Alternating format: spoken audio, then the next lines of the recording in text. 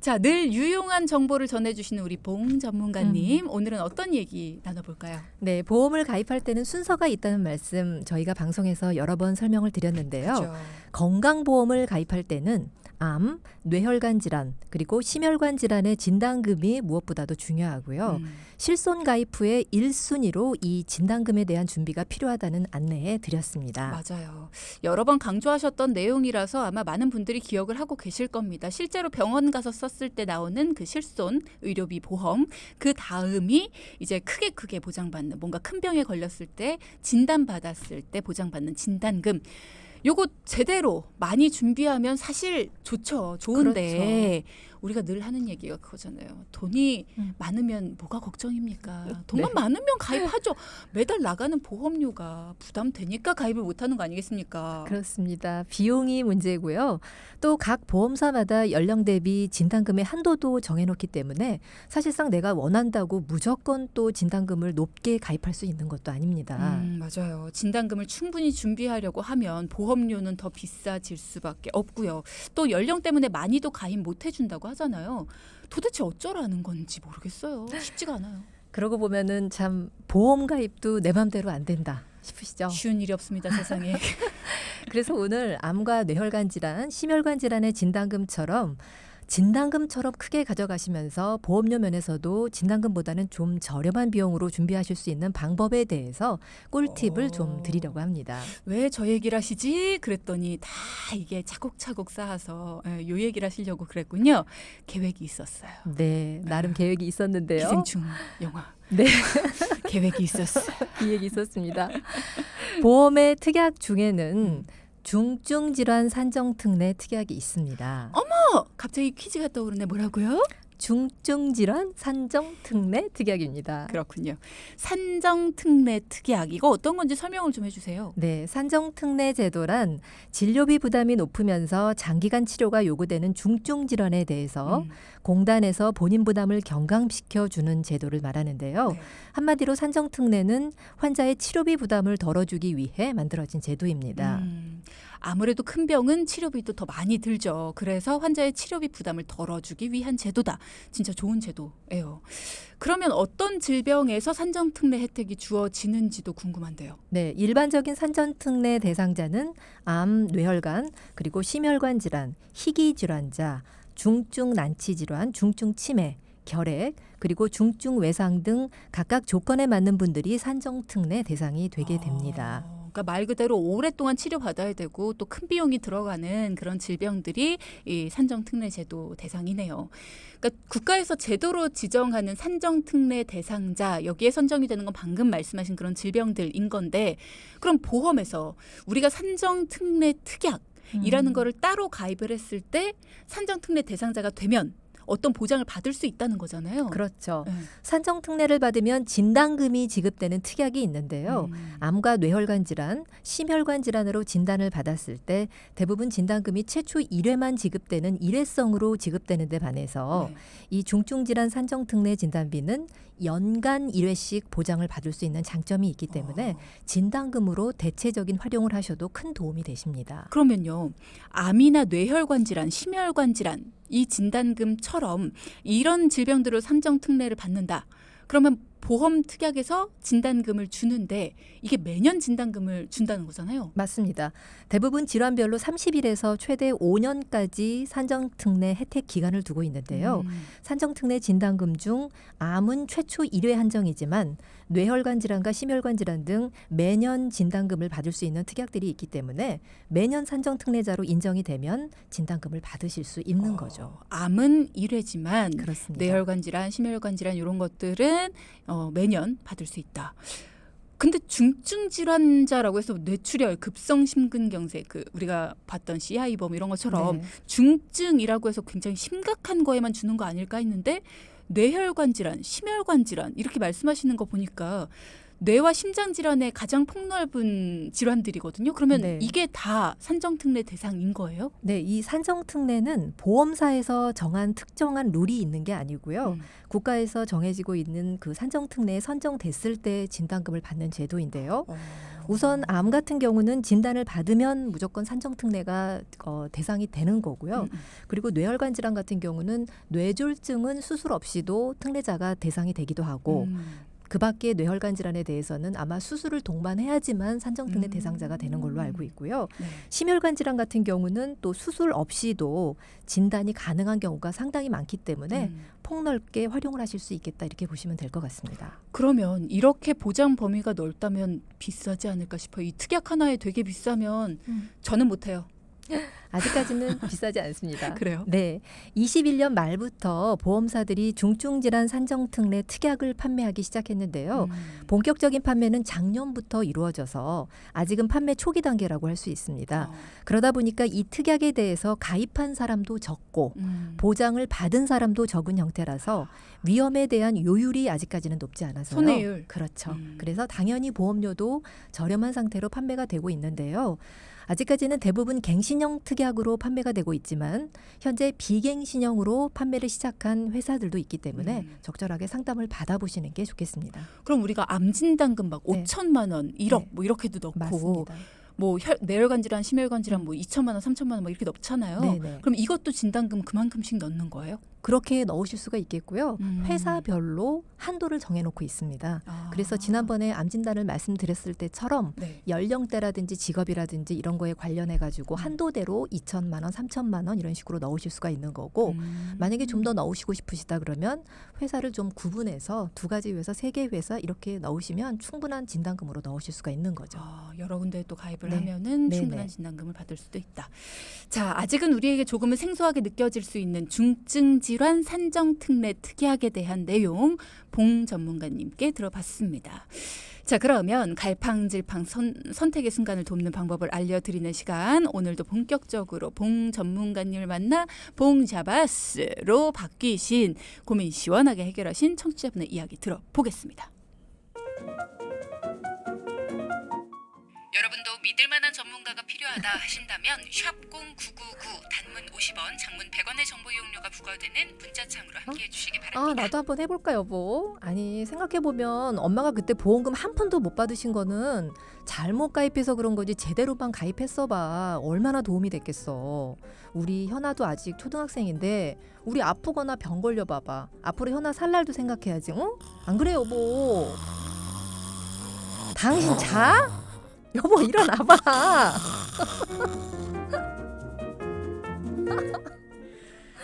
네, 노래 한 곡 주십시오. 일어나 일어나. 일단은 오늘 소개해 주실 사연의 주인공 어떤 고민을 갖고 계셨던 분이에요? 네, 제가 만나고 온 사연의 주인공들은요. 초등학생 예쁜 딸 하나를 두고 계신 교사 부부셨는데요. 돈키호테 방송을 듣고 상담을 신청하셔서 만나 뵙고 진행을 했습니다. 두 분 모두 40대 초반이셨고요. 아내분은 어머님이 뇌경색 진단을 받으셨지만 보험의 혜택을 전혀 못 받으시다 보니까 보험에 대한 실망감과 또 불신으로 보험 가입 자체를 꺼리셨는데요. 돈키호테 방송의 애청자로 이런저런 내용들을 적합을 하다 보니까 보험 자체가 나쁜 게 아니라 제대로 된 보험을 가입하지 못했기 때문에 혜택을 못 본 거구나 이렇게 이제 생각을 하셨다고 해요. 그러면서 다시 한번 보험에 대한 관심이 생겼다고 이렇게 말씀을 하시더라고요. 그래서 봉 전문가님이 꽁트 속에서 그런 얘기를 하셨군요. 엄마가 그때 못 받으신 건 잘못 가입해서 그런 거지 제대로 가입했으면 도움 됐을 거 아니야. 뭐 이런 맞아요. 얘기를 하셨는데 그러니까 그렇습니다. 이게 유익한 정보야말로 제대로 된 선택을 할 수 있는 시작점인 거거든요. 우리가 일상에서 몰라서 그냥 넘어가게 되는 경우도 많고요. 또 그렇게 넘어갔다가 경제적으로도 손해나 불편함까지 겪게 되는 경우들이 있죠. 그중에 보험도 마찬가지가 아닐까 싶습니다. 우리가 제대로 알지 못한 채 선택을 하면 그만큼 폭도 좁고요. 안타까운 선택이 될 수밖에 없습니다. 다양한 정보와 올바른 선택이야말로 가정경제에 큰 도움이 될 수가 있는데요. 그래도 이분은 우리 돈키호테를 들으시고 뭔가 계기가 생긴 거고 또 봉 전문가님도 이 계기로 알게 되고 네, 맞습니다. 네. 상담하실 때 예쁜 따님까지 온 가족이 현아. 총 출동하셨더라고요. 네, 현아였죠 이름이. 네. 참 보기 좋았습니다. 자, 우리 동키 여러분들은 이미 잘 아시겠지만 보험이 얼마나 중요합니까? 필요할 때 제때 도움을 받을 수 있다면 그보다 더 든든한 게 없죠. 다만 정말 제대로 된 보험만이 그런 역할을 해줄 수 있다는 거, 그게 바로 핵심인데, 자, 그러면 가족분들의 계약 내용 어땠습니까? 네, 잠깐 알아볼까요? 앞서 말씀드린 것처럼 친정어머니께서 뇌경색 진단을 받으셨는데요. 네. 그때 어머님이 가입하고 계신 보험은 뇌출혈 시에만 보장이 이루어지는 보험이어서 한 푼도 보장을 못 받으셨다고 합니다.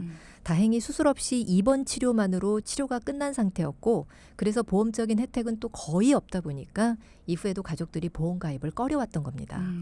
일단은 수술 없이 투약만으로 끝나는 네. 상황이어서 큰돈 들지 않아 다행이었다는 생각이 들어요. 자, 앞서 3부에서는 그동안에 제대로 된 보험을 가입하지 못해서 보험에 대한 실망감과 불신으로 보험 가입 자체를 꺼려오셨던 사연자분의 이야기를 들어봤고요. 사연자분 가족들의 계약 내용을 들어보다가 이제 3부가 마무리가 됐어요. 일단은 가족 보험 가입을 꺼려왔다라는 얘기까지 들었거든요. 네. 어떻게 가입이 되어 있는 상태였습니까? 네, 실손은 단체 실손으로 보장되고 있었는데요. 네. 운전자 보험은 1년마다 가입하시는 자동차 보험에 특약으로 일부만 가입되어 있는 상태셨고요. 또 초등학생 따님도 단체 실손과 태아 때 가입단 10년 납 20년 만기 건강보험에 암진단금과 입원비 정도만 가입되어 있는 상태셨습니다. 아, 그렇군요. 그러니까 이게 보장 자산이잖아요. 보험이라는 건. 그러니까 적절하게 가져가셔야 위험에 대한 대비를 막을 수 있는 거고, 보험이 없다면 호미로 막을 걸 가래로 막아야 되는 그런 경우가 있기 때문에 꼭 필요한 건 가져가야 되는 거거든요. 맞습니다. 보장자산으로 울타리를 잘 쳐놓은 이후에 저축화 투자도 의미가 있을 겁니다. 그렇지 않으면 애써 모아놓은 내 자산이 우연한 사고나 질병으로 물거품이 될 수도 있으니까요. 맞습니다. 자, 그러면 여기 40대 부부셨는데요. 이 두 분은 보험 자체가 거의 없는 상황인 거죠. 네. 새롭게 설계가 들어갔겠네요. 네, 우선 남편분은 실손 의료비가 단체 실손으로 묶여 있었는데요. 퇴직 후를 생각하신다면 개인 실손이 필요하십니다. 1년 동안 불입 후에는 퇴직 시점까지 개인 실손은 중단시켰다가 다시 퇴직 후에 재개하는 시스템으로 실손부터 안내를 해드렸습니다. 네. 자, 단체 보험 있으신 분들, 단체 실손이 회사에 가입되어 있다 하시는 분들 잘 들어주세요. 단체 실손만 가입이 되어 있는 경우에 퇴직 후에는 실손 자체가 가입이 어려울 수 있습니다. 그럼 불이익을 당할 수도 있죠. 그렇기 때문에 개인적으로 실손을 중복 가입을 하시는 겁니다. 실손은 중복으로 가입을 했더라도 금액을 크게 보장받는 건 아니지만, 이렇게 중복 가입을 하신 후에 납입 중단이라는 거를 해놓고 퇴직하신 후에는 개인 실손을 되살리는 거죠. 그렇게 되면 나중에 실손을 가입 못하거나 뭐 불이익을 받거나 이런 게 없다. 그럴 수 있는 제도에 대해서 예전에 설명을 해주신 적이 있습니다. 자, 이렇게 또 봉선미 전문가께서 예전에 우리 많은 분들이 도움됐다라고 하셨던 네. 요 부활제도, 납입 중지제도 요거에 대해서 안내를 해주셨고요. 자, 그럼 남편분 실손 가입 그 다음은요? 네, 남편분은 운전자 보험도 앞서 말씀드린 것처럼 자동차 보험에 특약으로만 가입되어 있으셨는데요. 그렇게 되면 운전자 실손 특약을 풀담보로 넣기가 어렵기 때문에 네. 운전자 보험은 반드시 따로 가입하시라고 안내를 드리고 싶습니다. 그래서 남편분도 10,000원에 운전자 보험과 상해 특약 그리고 가족 일상생활 배상 책임까지 넣어서 안내를 해드렸고요.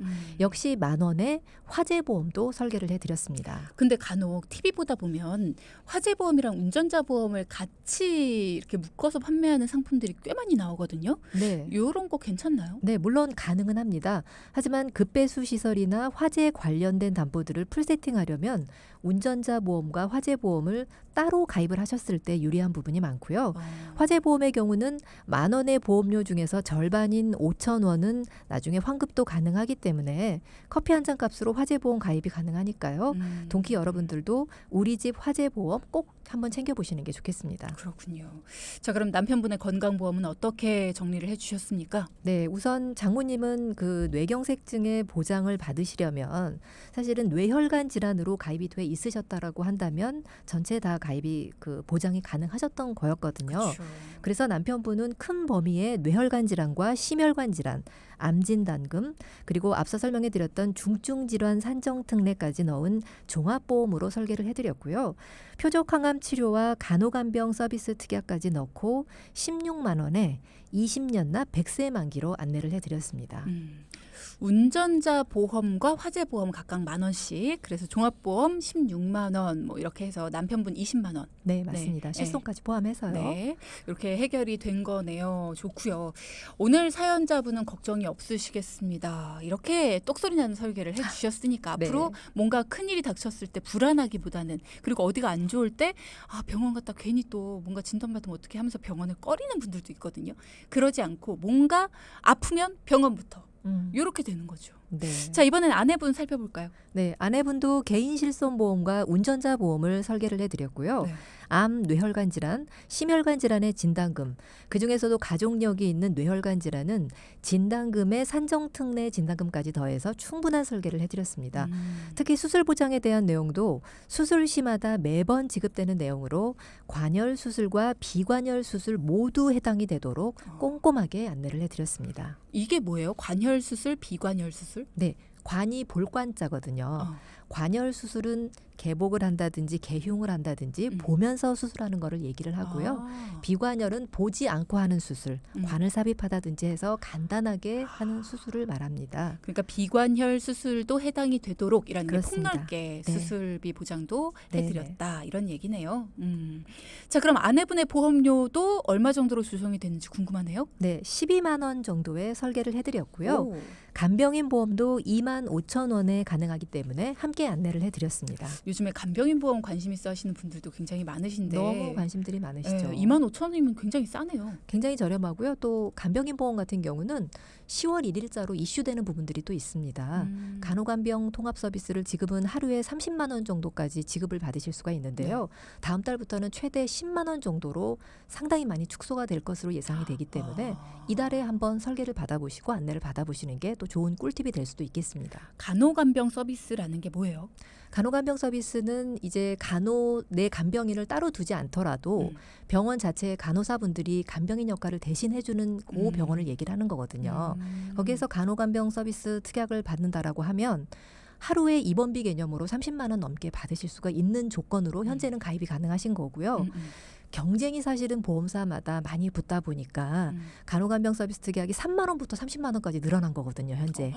3만 원으로 보니까 시작을 했는데 그렇죠. 30만 원까지. 사실은 어떻게 보면 좀 과도하다고 생각할 수가 있기 때문에 이제 10월 1일자부터는 1인당 가입 한도를 10만 원 정도로 줄이기로 사실적으로 확정이 된 상태여서 이달에 한번 설계를 받아보시면 훨씬 더 좋으신 거죠. 그러면 하루에 30만 원씩 나온다. 그럼 입원을 네. 만약에 10일 동안 했으면 300만 원이 300만 원이 나오는 거죠. 한도가 없어요? 한도가 없어요. 한도도 없고 내가 꼭 어떤 질환으로 간병인을 써야 됩니다. 라는 조건도 없습니다. 그러다 보니까 사실은 간호간병 통합 서비스 같은 경우는 지금은 모든 병원에서 시행하고 있지는 않지만 이 간호간병 통합 서비스를 시스템을 늘리는 병원들이 늘어나는 추세거든요. 그러다 보니까 고객들 입장에서는 좋은 제도라고 할 수 있겠죠. 이게 40대 여성인데 25,000원. 25,000원에서 얼마의 특약을 세팅하느냐에 따라서 조금씩 틀려지겠지만 25,000원에서 3만 원 정도 충분히 가능하고 아이들도 사실은 20년나 100세 만기로 체증 형태로 가입을 하신다라고 하면 5년에 한 번씩 10%씩 또 간호간병 서비스도 또 간병인을 사용하는 비용도 계속해서 체증되는 형태로 100세까지 체증이 되기 때문에 한번 살펴봐 보시는 것도 저는 괜찮으실 것 같습니다. 네, 이 체증형이라는 거 늘어나는 요금마다 그 네. 요금을 늘려준다는 거죠. 맞습니다. 자, 간병인 보험에 대한 이야기까지 나눠보고 저희 노래 듣고 돌아왔습니다. 이제 우리 현아라는 이름으로 저희가 꽁트에서는 이야기했는데 실제 이름은 다르겠지만 네. 자, 어쨌든 예쁜 따님을 위한 어린이 보험은 어떻게 설계를 해주셨습니까? 네, 우선 기가입되어 있는 어린이 보험은 10년 완납된 상태로 20년 만기 시에는 납입 원금 전체를 돌려받는 형태이기 때문에 그대로 유지하면서 아이가 20세 될 때 환급을 받으시면 되겠고요. 네. 20년나 100세 만기 비갱신형 어린이 보험으로 역시 종합 형태의 산정특례까지 비갱신형으로 설계가 가능해서요. 네. 8만 원에 안내해 드렸습니다. 그러면 3인 가족의 보장성 보험료 다 합하니까 40만 원 정도? 맞습니다. 마음 편안하게 해결이 됐네요. 네, 무엇보다도 실손보험부터 건강보험, 운전자 보험과 화재 보험까지 필요한 내용으로 가입이 마무리가 됐고요. 네. 그런 다음 초등학생 따님이 아직 성인이 되려면 10년이라는 시간 동안 엄마 아빠의 사망보험금도 중요하기 때문에 7년 납 단기 납 종신으로 사망에 대한 리스크도 커버를 해드렸습니다. 네. 종신보험은 아이가 성인이 돼서 두 분의 사망보장에 대한 필요성이 줄어들었을 때는 해약하게 되면 환급률이 납입 원금의 130%까지 올라가다 보니까요. 해약 후에 목적 자금으로 활용도 가능하겠고요.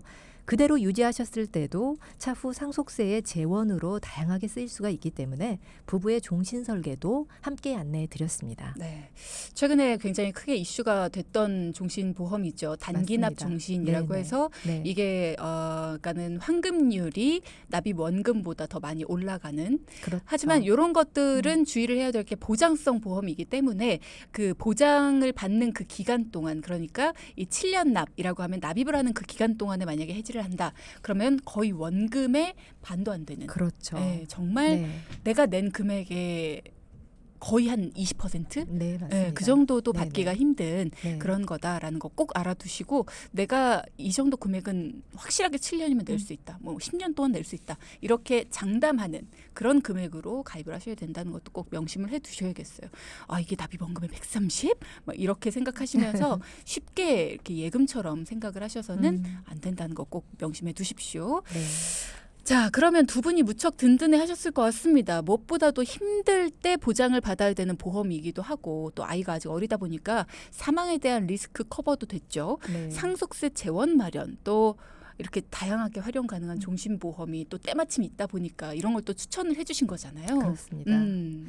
각각의 가족 상황에 맞는 합리적인 보험 설계가 되어야만 예기치 못한 상황에 적절하게 대비를 하실 수가 있겠고요. 네. 그리고 연령대에 맞춘 다양한 재무 상담을 통한다면 목적에 맞는 그야말로 돈의 이름표를 붙여줄 수 있고 또 돈이 부서지지 않도록 도움을 받으실 수가 있겠습니다. 그렇군요. 돈이 부서진다라는 표현 굉장히 좋네요. 그렇죠. 네.